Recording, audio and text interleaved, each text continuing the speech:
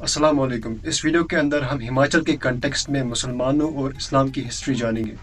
पिछले कुछ सालों से बहुत सारा प्रोपेगेंडा किया गया, बहुत सारा जहर फैलाया गया कि उत्तराखंड और हिमाचल के जो मुसलमान हैं, जितने भी मुसलमान हैं वो लोकल नहीं है, बांग्लादेशी है, रोहिंग्या है, बाहर से आए हैं। लेकिन इस वीडियो के अंदर मैं आपको हिमाचल के अंदर मुसलमानों का 400 सालों का इतिहास बोलने वाला हूँ। तो सबसे पहले हम हिमाचल की सेटिंग को समझते हैं कि हिमाचल कहाँ लोकेटेड है। हिमाचल जो है तिब्बत, लद्दाख, जम्मू कश्मीर, पंजाब, हरियाणा और उत्तराखंड के बीचों बीच वाक़ है, जहाँ पे उत्तराखंड और फिर जो हरियाणा है वो हिंदू डोमिनेटेड एरियाज़ है और पंजाब सिख डोमिनेटेड एरिया है और जम्मू कश्मीर जो है मुस्लिम डोमिनेटेड एरिया है और फिर जो तिब्बत और लद्दाख है वो बुद्धिस्ट डोमिनेटेड एरियाज़ है। और अब हम बात करते हैं हिमाचल की डाइवर्सिटी की। पूरे इंडिया के अंदर हिमाचल के अंदर हिंदूज का हाईएस्ट प्रपोर्शन है।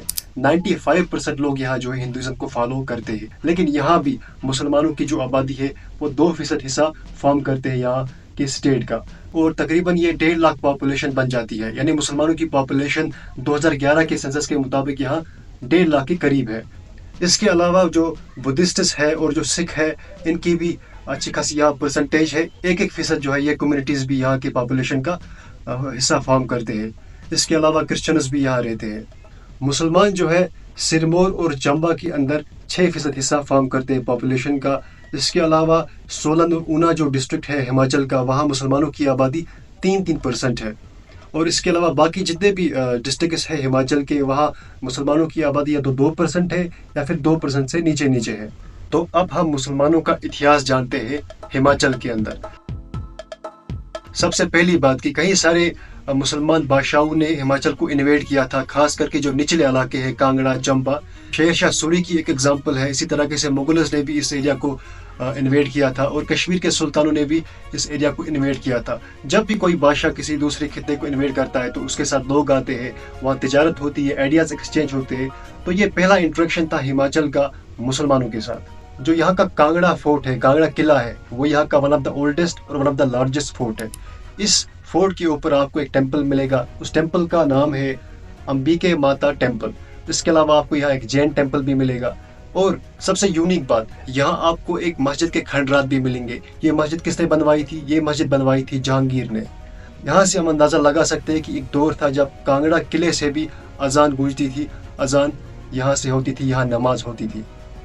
अच्छा जी, जो जामिया मस्जिद है धर्मशाला की, इसे बनवाया था गुलाम रसूल साहब ने 1719 के अंदर। तो यहाँ से आप अंदाज़ा लगा सकते हो कि धर्मशाला की जामिया मस्जिद तकरीबन 300 साल पुरानी है।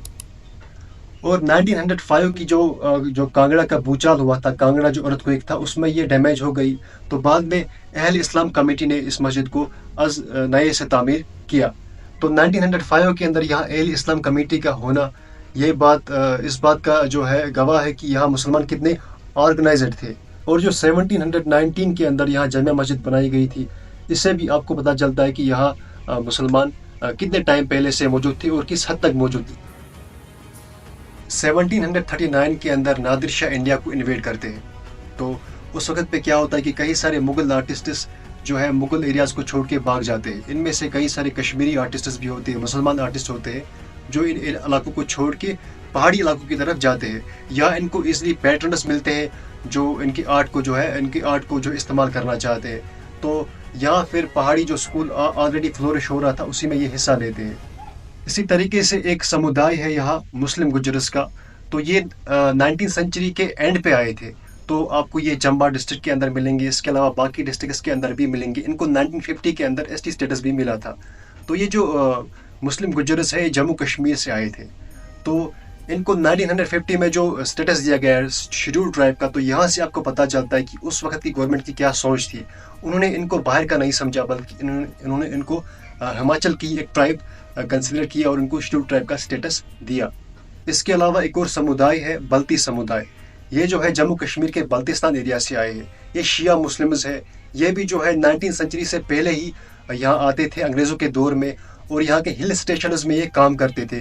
काम क्या करते थे? एज ए पोर्टर काम करते थे और बाकी डेली जो डेली वेज वर्कर्स की तरह यहाँ काम करते थे और यहाँ से अपना जो है रोज़गार कमाते थे। जब पार्टीशन होता है तो इनमें से अक्सर लोग जो है हिमाचल को छोड़ के बल्तिस्तान की तरफ, पाकिस्तान की तरफ चले जाते हैं, लेकिन कुछ लोग डिसाइड करते हैं कि उन्हें इधर ही रहना है, इसी भूमि में रहना है। तो आज भी जो है आप हिमाचल के अंदर तकरीबन 5000 बल्ती समुदाय के लोगों को पाओगे, खास करके शिमला के अंदर।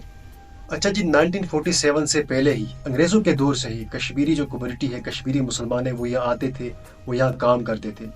काम क्या करते थे? जैसे पोर्टर्स काम करते थे, जो शाल का बिजनेस है उसमें इन्वॉल्व थे, आज भी इन्वॉल्व है, आज भी काम करने के लिए हज़ारों कश्मीरी यहाँ आते हैं। आप देखिए कि शिमला के अंदर आज भी 10,000 कश्मीरी लोग जो है रहते हैं। इसके अलावा एक कम्युनिटी इनमें से ऐसी थी जिन्होंने परमानेंटली यहाँ सेटल होने का फैसला किया था। और हम 25 साल से यहाँ रह रहे हैं सर, और दादा भी पहले यहाँ रह रहे थे, 47 से यहीं हैं।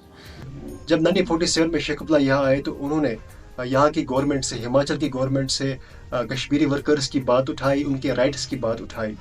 अच्छा, जो हिमाचल की कश्मीरी कम्युनिटी है उसकी एक खास बात आपको बताता हूँ।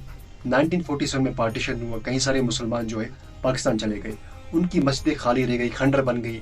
कुछ मस्जिदें अच्छी कंडीशन में थी लेकिन उन्हें local Hindu communities different purposes के लिए यूज़ करते थे।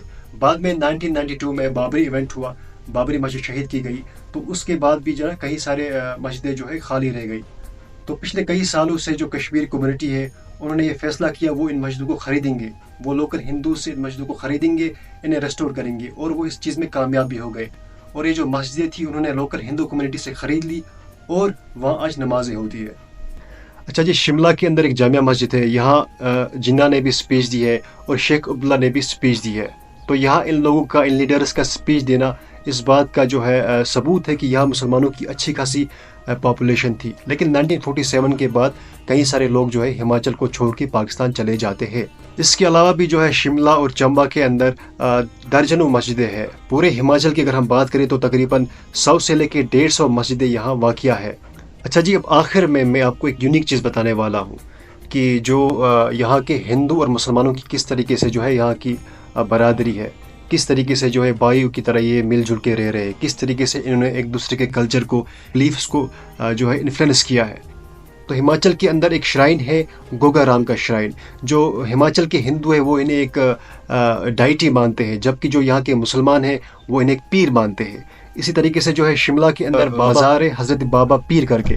तो इस मज़ार को क्या है कि हिंदू ट्रस्ट इसे मेंटेन करता है और दोनों कम्युनिटीज़ यानी हिंदू और मुस्लिम दोनों इस श्राइन को विज़िट करते हैं। अच्छा जी, जो यहाँ का कांगड़ा डिस्ट्रिक्ट है वहाँ एक मंदिर है, ये जो मंदिर है इसे इंदिरा नाग देवी टेम्पल कहते हैं।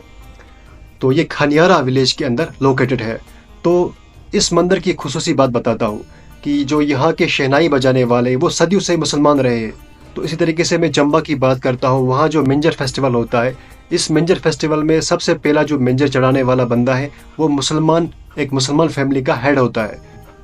तो इन 4 जगहों से, इन 4 श्राइनें से आपको अंदाज़ा लग जाता है कि यहाँ जो हिंदू और मुस्लिम कम्युनिटीज़ है इनकी आपस में किस तरीके से जो है ब्रदरहुड कैसा है इन लोगों का, और इन लोगों ने एक दूसरे के कल्चर को और एक दूसरे को जो बिलीफ से उसको किस तरीके से इन्फ्लुएंस किया है। तो दोस्तों, ये था हिमाचल में मुसलमानों का इतिहास। तो हमने देखा कि हिमाचल के अंदर मुसलमानों का इतिहास जो है उसे हम 500 सालों तक ट्रेस कर सकते हैं। तो मुझे लगता है कि शायद ही यूट्यूब पे पहला ऐसा वीडियो है जहाँ पे हिमाचल के मुसलमानों की तारीख बयान की गई है। तो आप इस वीडियो को शेयर करें। तो अगले वीडियो के अंदर हम उत्तराखंड के मुसलमानों की बात करेंगे, उत्तराखंड के अंदर मुसलमानों की हिस्ट्री जानेंगे। शुक्रिया।